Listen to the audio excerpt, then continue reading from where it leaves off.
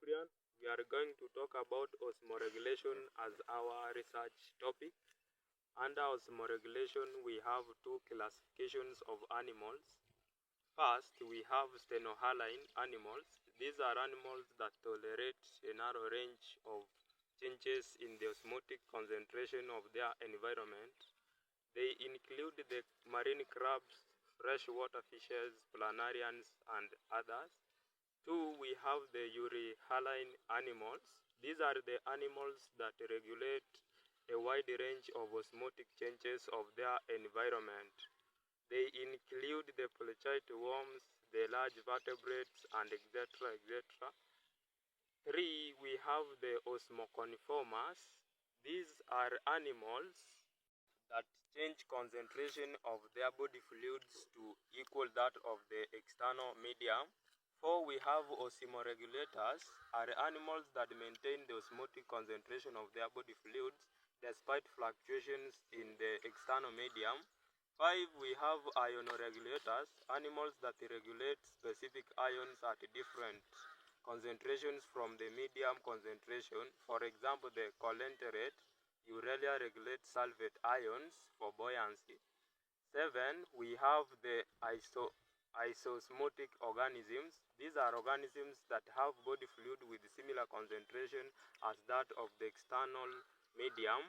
Now, under this topic, we are going to talk about the organisms that live in the hyperosmotic environment. Here we are referring to the freshwater animals. Then we have the animals. Here the animals maintain hyperosmotic body fluid being either stenohaline or euryhaline. This is because their environments are osmotically less concentrated than their body fluid. Animals here face these problems. One, leaching of body salts because water enters their body and is being excreted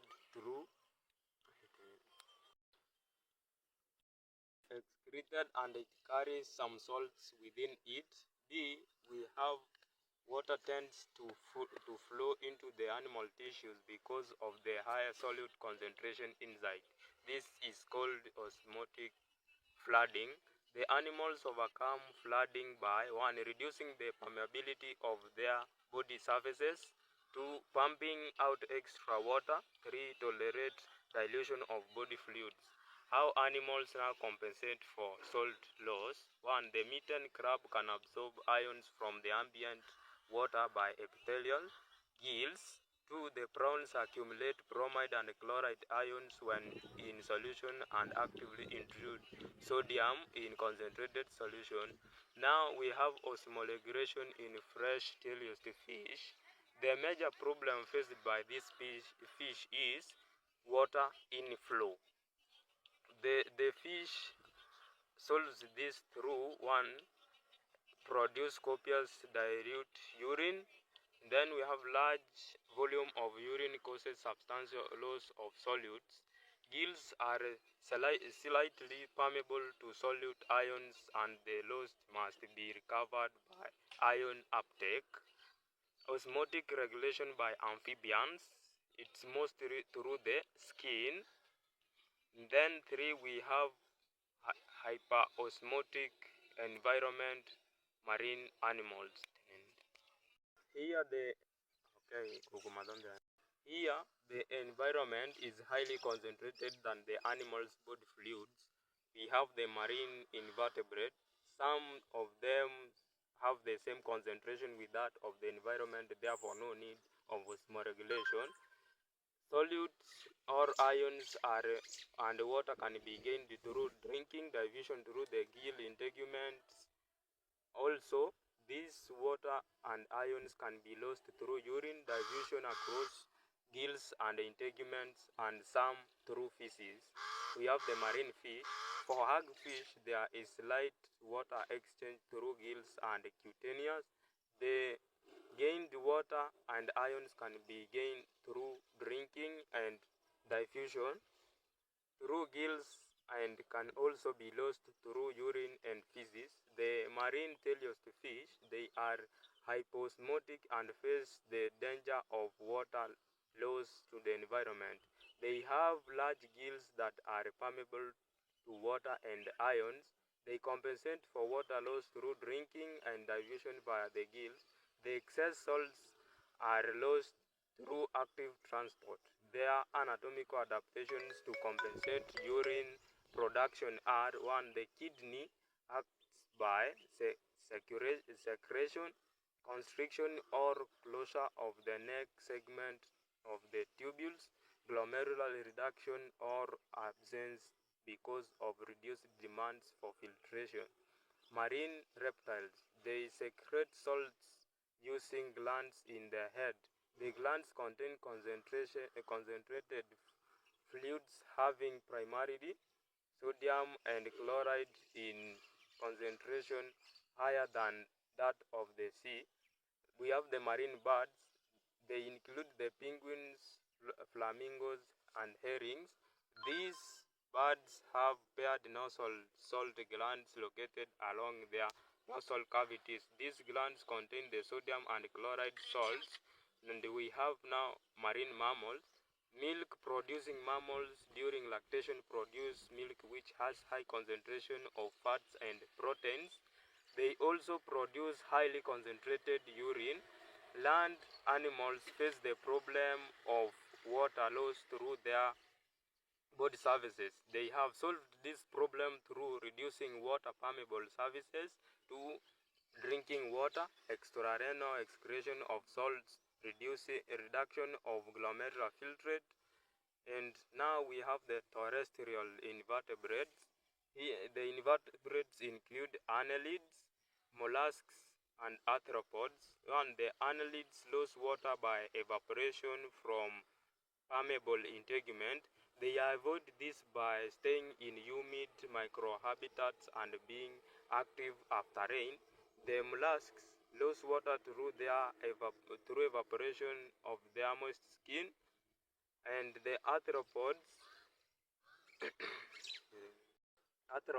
include all insects and arachnids. For example, mites and ticks are fluid feeders. They rapidly eliminate excess water and ions through the coxal glands and through the respiratory system. Water loss is prevented by closure of spiracles, body permeable to water, water reabsorption at the rectum, and they also drink water. Terrestrial vertebrates include amphibians, which have a moist skin which allows water to evaporate. To prevent this, they are restricted to moist habitats, absorb water through their skin, and others are tolerant to dehydration. The reptiles include lizards and snakes, which lose water through their skin and respiratory surfaces, and also through feces. They gain water through drinking from food and through oxidation. Birds and mammals, desert rodents and birds lose water through their respiratory routes, evaporation from the skin, urination, and through feces. They gain water through drinking from food from green leaves and plants. Now to the last part of our topic, we are going to talk about the role of hormones in the regulation of water and electrolytes. 1. We have the invertebrate hormones. Insects produce the diuretic hormone from meat, the thoracic ganglion and cerebral neurosecretory cells. The hormone stimulates water uptake through the Malpighian tubules and inhibits reabsorption of water from the rectum. The vertebrate hormones include protein, which affects ionic and water balance in the gills, skin, and bladder of amphibians. In birds, it affects the nasal glands. In mammals, it acts on kidney tubules, mammalian glands, amniotic membranes, and intestines. The adrenal corticoids. These hormones are produced by the adrenal glands of glucocorticoids, concerned with glucose metabolism, and mineral corticoid. And we have the pyrothyroid hormone, excreted by the parathyroid gland, increases calcium levels in the blood plasma. And the Glycocytonin, it increases the levels of calcium in blood plasma. And 5, which is the last one, the hypercalcin is produced by the corpuscles of Stenius, which is a small organ embedded in the kidney tissues. It enhances calcium uptake by the gills.